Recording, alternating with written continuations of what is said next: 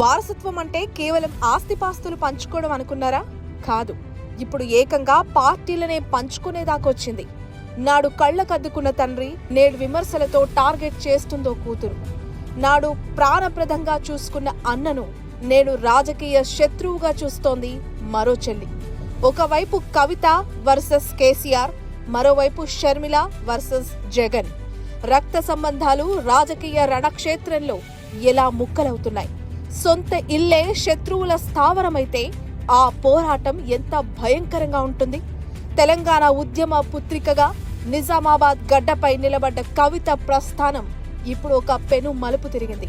ఒకప్పుడు తండ్రి మాటే వేదం, కానీ ఇప్పుడు ఆ వేదమే తన రాజకీయ భవిష్యత్తుకి ప్రతిబంధమైందా?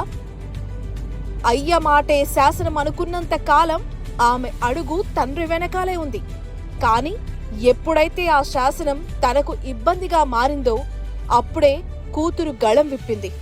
అధికారం పులి లాంటిది, అది మనల్ని మింగేటప్పుడు బంధుత్వం గుర్తుకురాదు. పార్టీ ఘోర పరాజయానికి, తన పతనానికి తండ్రి తీసుకున్న ఏకపక్ష నిర్ణయాలే కారణమని కవిత భావిస్తున్నారా? బీఆర్ఎస్ ప్రక్షాళన పేరుతో తండ్రి వేసిన తప్పటడుగులను ఎండగట్టడమే ఆమె వ్యూహమా? ప్రత్యర్థి ఉచ్చులో చిక్కుకొని సొంత వారిపై తూటాలు సంధిస్తున్నారా?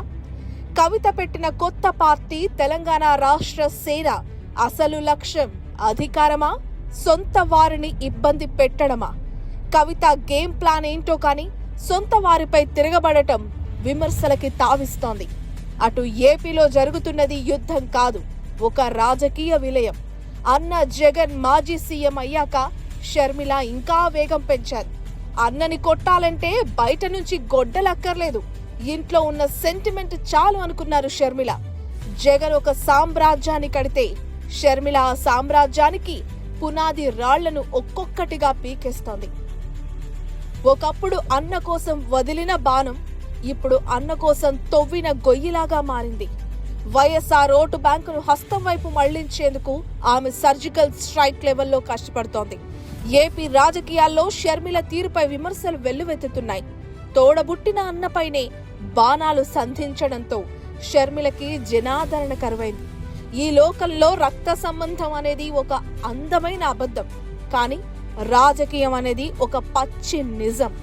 ఒకప్పుడు ఒక గూటి పక్షులుగా ఉన్న వాళ్ళు ఇప్పుడు వేర్వేరు గూళ్ల కోసం కొట్లాడుకుంటున్నారంటే అది వాళ్ళ తప్పు కాదు, వాళ్ళు కూర్చున్న కుర్చీ తప్పు. కవిత వస్తుందో రాదో తెలియని అధికారం కోసం తండ్రిని నిందిస్తుంది.